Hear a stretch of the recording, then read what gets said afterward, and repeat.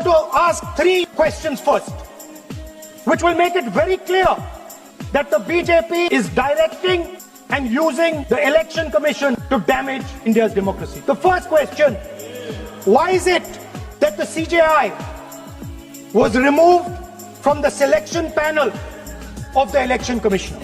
Why is the Prime Minister and Amit Shah so keen on choosing exactly who the Election Commissioner is going to be?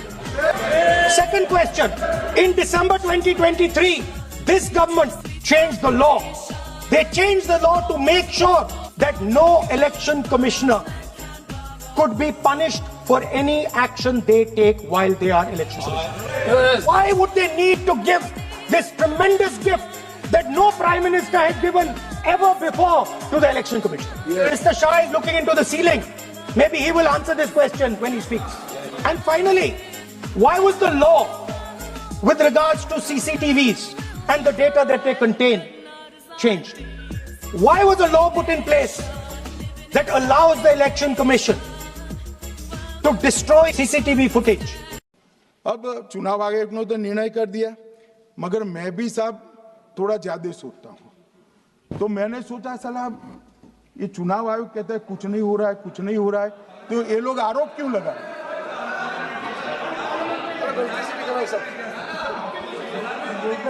मान्यवर मेरे शब्द कोई ऐसे हो तो काट दीजिए। काट दिया।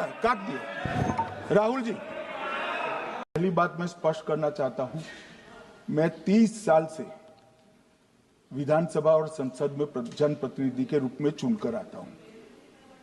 मुझे लंबा अनुभव है संसदीय प्रणाली का। विपक्ष के नेता महोदय कहते हैं कि पहले मेरी बात का आप जवाब दीजिए, मैं सुनना चाहता हूं। आपकी मुनसफी से संसद नहीं चलेगी। मेरे आप बोलने का क्रम मैं तय करूंगा। इस तरह से नहीं चलेगी संसद। मान्यवर, उनको धैर्य रखना चाहिए। उनको धैर्य रखना चाहिए मेरा जवाब सुनने का। इनकी एक एक बात का जवाब मैं दूंगा, मगर मेरे भाषण का क्रम वो तय नहीं कर सकते, मैं करूंगा क्योंकि मैं बोल रहा हूं। मान्यवर Amit Shah ji, I challenge you to have a debate on the 3 press conferences. Vote कैसे दे, ये भी जवाब दे दीजिए। आपने अगर अमित शाह जी का रिस्पांस देखा तो ये कंप्लीटली डिफेंसिव रिस्पांस है। ये घबराया हुआ रिस्पांस है, ये डरा हुआ रिस्पांस है। अब सुनिए पूरी बात, प्लीज मानिए। नो, अमित शाह वोट चोरी पर अगर राहुल गांधी से डिबेट कर ही लेते तो क्या हो जाता? उन्होंने शायद ही सोचा होगा कि सामने से राहुल गांधी उठेंगे और वोट चोरी पर डिबेट के लिए चैलेंज कर देंगे। Amit Shah ji, I challenge you to have a debate on the 3 press conferences. क्या यह बात अमित शाह को परेशान करती होगी कि राहुल गांधी के चैलेंज को स्वीकार नहीं कर पाए, या वोट चोरी के आरोपों का कोई जवाब ही नहीं था उनके पास, तो चैलेंज क्यों स्वीकार करते? अगर आप साहित्यकार नहीं हैं, राजनीति में हैं, तो आपको यह सवाल परेशान करना चाहिए कि सत्ता के हर सामर्थ्य से लैस अमित शाह राहुल के चैलेंज पर बिफर क्यों गए? विपक्ष के नेता महोदय कहते हैं कि पहले मेरी बात का आप जवाब दीजिए, मैं सुनना चाहता हूं। आपकी मुनसफी से संसद नहीं चलेगी। मेरे आप बोलने का क्रम मैं तय करूंगा। इस तरह से नहीं चलेगी संसद। मान्यवर, उनको धैर्य रखना चाहिए। उनको धैर्य रखना चाहिए मेरा जवाब सुनने का। इनकी एक एक बात का जवाब मैं दूंगा, मगर मेरे भाषण का क्रम वो तय नहीं कर सकते, मैं करूंगा क्योंकि मैं बोल रहा हूं। अमित शाह के पास पूरा देश है, मगर वोट चोरी पर ठोस जवाब नहीं। जवाब होता तो राहुल गांधी के चैलेंज को स्वीकार कर लेते और सदन के बाहर एक डिबेट हो ही जाता। उनकी यह बात ठीक थी कि सदन में उनके भाषण का क्रम क्या होगा इसे वही तय करेंगे, और इसी तरह राहुल गांधी ने अपने भाषण का क्रम तय किया और सारी संस्थाओं पर आरएसएस के कंट्रोल वाली बात को ले जाकर वोट चोरी से जोड़ा। लेकिन अगर अमित शाह राहुल गांधी से बहस को स्वीकार कर लेते तो क्या होता? अगर आप पॉलिटिक्स में नहीं हैं और साहित्य की दुनिया से हैं, तो आपको यह सवाल रोमांचित करना चाहिए। देश जानना चाहता है किस मुद्दे पे? रुपए की कीमत जो घट रही है और डॉलर जो बढ़ रहा है कीमत उसका। उस वक्त क्या कहा मोदी जी ने? आपको तो मालूम होगा क्योंकि आप तो प्रमुख सलाहकार है और प्रमुख एग्जीक्यूटिव, प्राइम एग्जीक्यूटिव करने वाले नेता है, तो आपको तो पहला चाणक्य क्या? ठीक है, तो इधर भी एक चाणक्य बैठा है, इधर भी राहुल गांधी ने वोट चोरी को लेकर अपनी प्रेस कॉन्फ्रेंस में विस्तार से बताया है और संसद में भी उसकी चर्चा की। अपनी चर्चा के दौरान उन्होंने चुनाव सुधारों के लिए अलग से 3 सवाल रखे। बड़ा सवाल यह था कि चुनाव आयुक्त की नियुक्ति में चीफ जस्टिस को हटाया गया, विपक्ष की आवाज दबा दी गई, इस कानून को अब वापस लिया जाए। बीजेपी के सांसद रविशंकर प्रसाद एक उदाहरण देते हैं। कहते हैं प्रधानमंत्री के पास न्यूक्लियर बटन होता है, देश उसके लिए प्रधानमंत्री पर भरोसा करता है, तो चुनाव आयुक्त की नियुक्ति के लिए प्रधानमंत्री पर भरोसा नहीं करेगा। यह तर्क बेकार है। इस तर्क के आधार पर फिर विपक्ष भी देश में नहीं होना चाहिए, मीडिया को भी देश में नहीं होना चाहिए। देश को सिर्फ एक काम करना चाहिए, प्रधानमंत्री का चुनाव करना चाहिए, प्रधानमंत्री पर भरोसा करना चाहिए। रविशंकर प्रसाद यही बता देते कि न्यूक्लियर बटन नरेंद्र मोदी के पास रहते हुए भी इंडिगो ने लाखों यात्रियों को कैसे पैदल कर दिया, उनकी आवाज कौन उठाएगा? इन सब उत्तरों से साफ है कि बीजेपी के पास ठोस जवाब नहीं। अमित शाह का भाषण सुनकर लगा भाव खूब हैं, तथ्य भी हैं, मगर यहां वहां से बचकर निकलते हुए तथ्य हैं। अमित शाह ने अपने भाषण के दौरान भारतीय परंपरा के सबसे सम्मानित और हर पल याद किए जाने वाले रिश्तेदार को याद कर लिया, जिसे कुछ लोग गाली मानते हैं। राहुल गांधी ने उस शब्द का जिक्र करते हुए ट्वीट किया। अमित शाह घबरा गए। सोशल मीडिया में अमित शाह का वह हिस्सा वायरल है, लेकिन उतना महत्वपूर्ण नहीं है। जब इस देश में कोई संस्था ही नहीं बची तो एक गाली को लेकर क्या सत्ता में है। Vote chori is an anti-national act, and those across the aisle are doing an anti-national act. I'm saying that the biggest anti-national act you can do is vote chori. There is no bigger anti-national act that you can do than vote chori.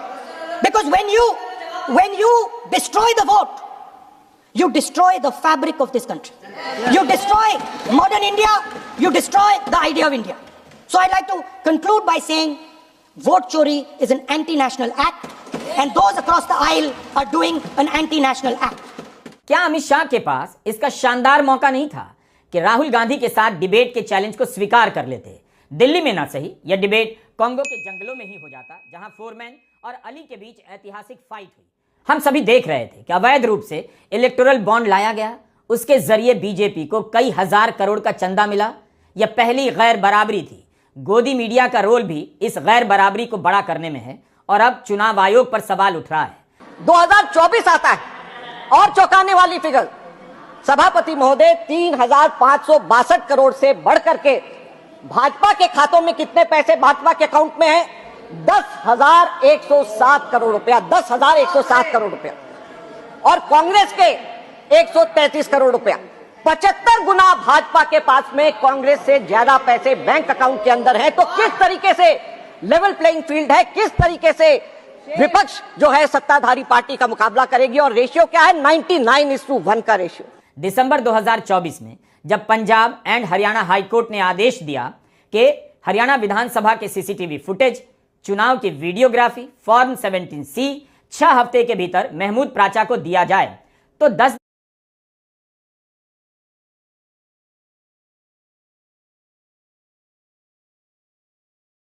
दिन के भीतर कानून मंत्रालय आदेश जारी करता है। Conduct of election rules 1961 के नियम 93 में संशोधन कर देता है कि चुनाव से जुड़े इलेक्ट्रॉनिक दस्तावेज जैसे वीडियो रिकॉर्डिंग, सीसीटीवी फुटेज सार्वजनिक नहीं किए जाएंगे। 45 दिनों के भीतर याचिका दायर करनी होगी। 45 दिन के बाद आप इसकी मांग नहीं कर सकते। कर्नाटका के केस में आपने देखा 2 साल बाद वोट चोरी का मामला सामने आया, तब 45 दिन के नियम का क्या मतलब रह जाता है? पंजाब एंड हरियाणा हाईकोर्ट ने एक आदमी को दस्तावेज देने के लिए कहा तो चुनाव आयोग ने नहीं दिया। अमित शाह का यह कहना कि लाखों बूथ का सीसीटीवी फुटेज बिना कारण के अगर हर नागरिक मांगने लगेगा तो कौन सा चुनाव आयोग दे सकता है? यह तर्क जमता नहीं है। आपने एक को वीडियो फुटेज नहीं दिया, महमूद प्राचा को। आप हर नागरिक के बजाय राजनीतिक दलों को बूथ का वीडियो फुटेज दे सकते थे, मगर इसकी नीयत थी नहीं। आयोग ने कहा था कि सीसीटीवी रिकॉर्डिंग संवैधानिक दस्तावेज नहीं है, ये आंतरिक प्रबंधन है। किस चीज का आंतरिक प्रबंधन?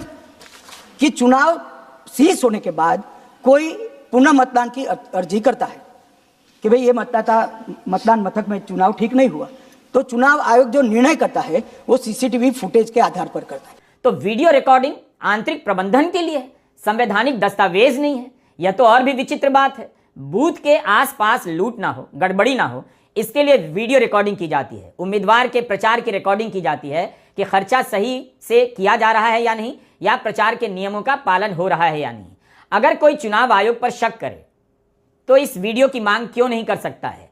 अमित शाह ने एक और संदर्भ नहीं बताया कि जब महाराष्ट्र में 5 बजे के बाद पोलिंग बूथ पर भीड़ बढ़ने की अफवाह उड़ी, तब सीसीटीवी फुटेज का सवाल उठा कि लाइए हम भी देखना चाहते हैं कि हर पोलिंग बूथ पर कितने लोग आ गए थे। जिन लोगों ने वोट किए और 5 बजे के बाद जो वोटिंग हुई है, राहुल गांधी ने अपनी प्रेस कॉन्फ्रेंस में सवाल उठाया कि संभव ही नहीं है कि इतने कम समय में इतने लोगों की वोटिंग हो जाए। हम टेक्नोलॉजी की बात कर रहे हैं और हम चुनाव के डेटा को 45 दिन से ज्यादा नहीं रख पा रहे हैं। नेता विपक्ष ने क्या कहा कि आपको क्या दिक्कत है कि डेटा 45 दिन से ज्यादा कर रहे हैं। सीधा सवाल, इसका भी जलेबी बना बनाकर जवाब अमित शाह जी दे रहे थे। अमित शाह जी, इसका सिर्फ एक जवाब है और वो जवाब ये है और सवाल ये है कि आपने कानून क्यों बदला। आपने कानून को बदला जिससे कि 45 दिन से ज्यादा वो फुटेज ना रखी जा सके। आपने कहा कि भाई चुनाव में 45 दिन तक आप आपत्ति दर्ज कर सकते हैं। मान लीजिए कुछ चीजें बाद में निकल कर आ रही हैं, तो आपने तो जो मूल एविडेंस, जो प्राइमरी एविडेंस है, उसी को खत्म कर दिया। भाई इलेक्शन कमीशन इस बात का जवाब नहीं दे पा रहा है कि 7, 8, 9, 9, 10% वोट शेयर कैसे, वोट मतदान जो है वो कैसे बढ़ जा रहा है, और उसका जवाब सीसीटीवी फुटेज देख के सामने आ जाएगा। जिस तरह से महाराष्ट्र में बढ़ा, 2-3 बजे तक सुबह लाइन में लोगों को लगा रहना चाहिए था, लेकिन सीसीटीवी फुटेज डिस्ट्रॉय कर दी गई। आप लोगों ने कानून बनाया कि पहले लोगों के हाथ डेटा ना आए, चुनावी डेटा उनसे अलग किया जाए और फिर सीसीटीवी फुटेज डिलीट की जाए।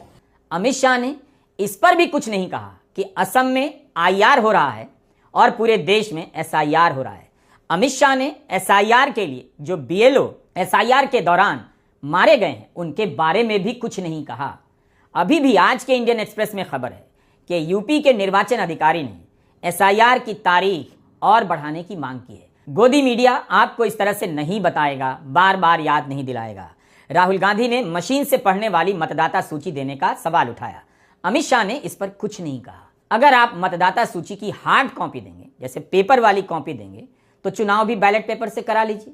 मशीन पर इतना भरोसा करते हैं और मशीन से पढ़ी जा सकने वाली मतदाता सूची भी नहीं देते। No prime minister has done this in the history of India. In December 2023, this government changed the law. They changed the law to make sure that no election commissioner could be punished for any action they take while they are election commissioner. Yes. Immunity. Why would the Prime Minister and Home Minister give this gift of immunity to the election commissioner? Why would they need to give this tremendous gift that no Prime Minister has given ever before to the election commissioner? Yes. Mr. Shah is looking into the ceiling. Maybe he will answer this question when he speaks. इस पर अमित शाह ने जवाब दिया कि CEC को यह छूट 2003 में ही दी गई। चुनाव आयोग के अधिकारियों को representation of the people act 1950 में इम्यूनिटी मिली थी। मोदी सरकार ने इसे बस representation of the people act 1951 के एक्ट में जोड़ा। क्या अमित शाह का यह सही जवाब है? आरपीए एक्ट की धारा 32 और आरपीए एक्ट 51 के सुधार की धारा 146C कहती है कि चुनाव आयोग के कोई भी अधिकारी जिसमें इलेक्शन कमिश्नर आ जाते हैं, इस पर कोई मुकदमा चुनाव प्रक्रिया के लिए नहीं चल सकता। ये प्रावधान है मान्यवर, और वो प्रावधान को 23 के कानून में इसको भी हमने संरक्षित किया है मान्यवर। इतने सारे वकीलों को राज्यसभा दे रखी है, भगवान जाने क्या करते हैं सर, अपने नेता को ब्रीफ भी नहीं करते मान्यवर। मान्यवर ये वाक्य आप निकाल सकते हैं, ये वाक्य निकाल सकते हैं मान्यवर।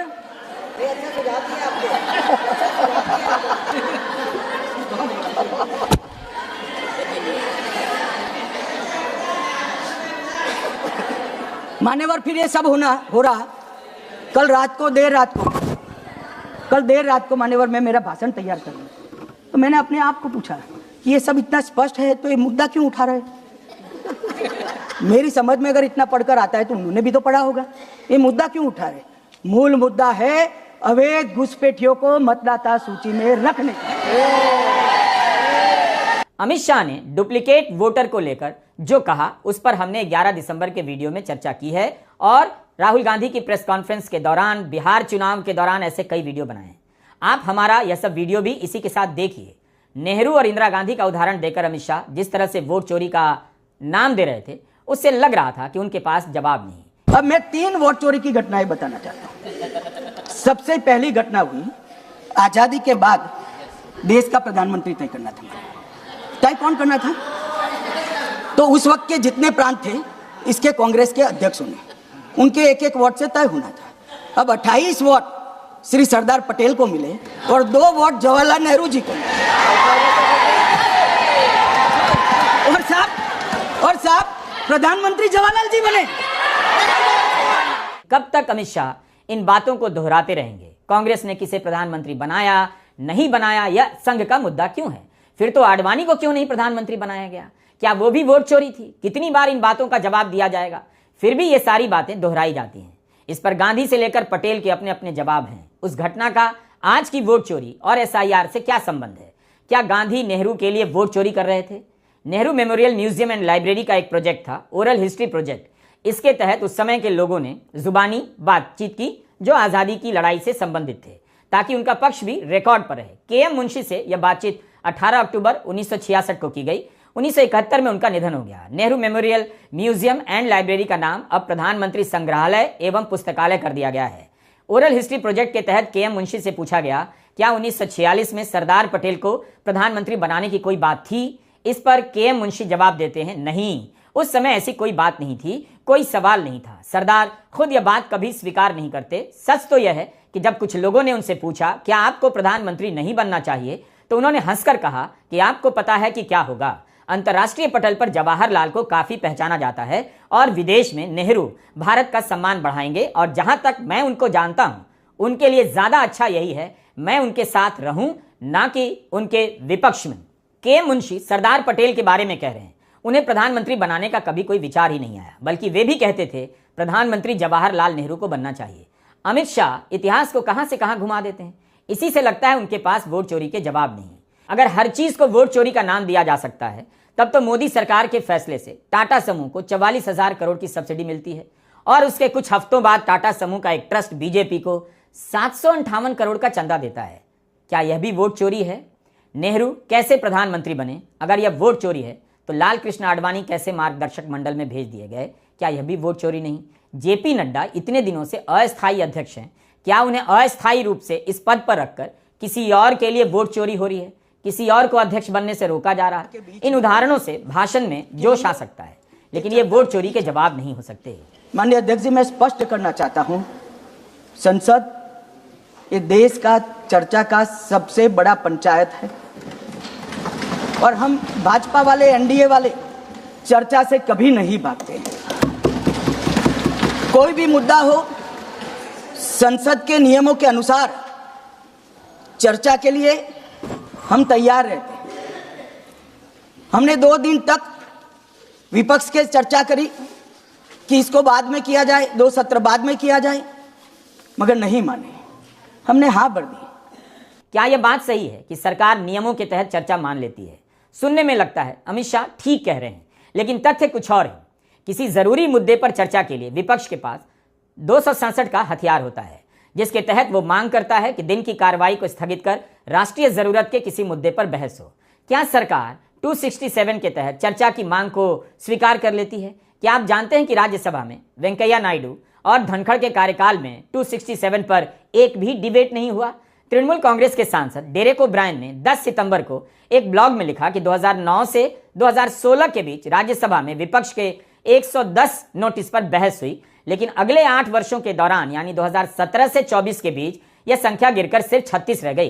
टेलीग्राफ की यह रिपोर्ट देखिए, जब वेंकैया नायडू राज्यसभा के सभापति बने, तब उनके चौथे साल में उन्होंने 267 के तहत दिए गए कई 100 नोटिस को रिजेक्ट कर दिया। डेरेक ने लिखा कि नए उपराष्ट्रपति CP राधाकृष्णन के मौजूदा सत्र में 267 के तहत दिए गए सभी नोटिस खारिज कर दिए गए, ये कहते हुए कि ये नियम के तहत नहीं किए गए। आप उस दिन चर्चा के लिए लिस्टेड किसी मुद्दे पर ही 267 का नोटिस दे सकते हैं, अलग टॉपिक पर नहीं। तो विपक्ष यही कहता है कि आप विपक्ष के मुद्दों को लिस्ट नहीं करते, इसलिए उन्हें 267 का ऑर्डर देना पड़ता है। अब देखिए, राज्यसभा में ही पिछले साल जुलाई में 267 के तहत मणिपुर पर चर्चा की मांग की गई। तब अचानक इस्तीफा देकर गायब हो जाने वाले तब के सभापति धनखड़ ने अस्वीकार कर दिया। लेकिन इसके बाद भी जब डेरेक बोलने लगे, तब खुद धनखड़ ने ही कहा इन्हें सस्पेंड कर देना चाहिए। तब पीयूष गोयल ने मोशन जारी किया इन्हें सस्पेंड किया जाए। लेकिन उस मोशन पर वोट नहीं हुआ तो डेरेक ओब्रायन सस्पेंड नहीं हुए। तो अमित शाह ने जब कहा कि एनडीए चर्चा से नहीं भागती है, तो आपको इन तथ्यों का भी संदर्भ अपने सामने रखना चाहिए। नेता प्रतिपक्ष ने इतने सारे सबूतों के साथ सवाल उठाए, उसका जवाब साफ साफ नहीं दिया जा रहा है। इधर उधर की बातों को वोट चोरी से जोड़ा जा रहा है। कांग्रेस अगर मशीन से पढ़ी जा सकने वाली मतदाता सूची मांग रही है, दी जानी चाहिए। जब तक जांच नहीं होगी, चुनाव आयोग को क्लीन चिट कैसे दी जा सकती है? अमित शाह के भाषणों को सुनकर लगेगा कि उन्होंने वोट चोरी पर जवाब दे दिया। अपनी सुविधा से उन्होंने कुछ उदाहरणों का चुनाव किया कि एसआईआर में जो आरोप लगाए गए, नाम काटे जाने के गलत पाए गए। हो सकता है कुछ आरोप गलत पाए गए हों, मगर सारे आरोप गलत नहीं थे।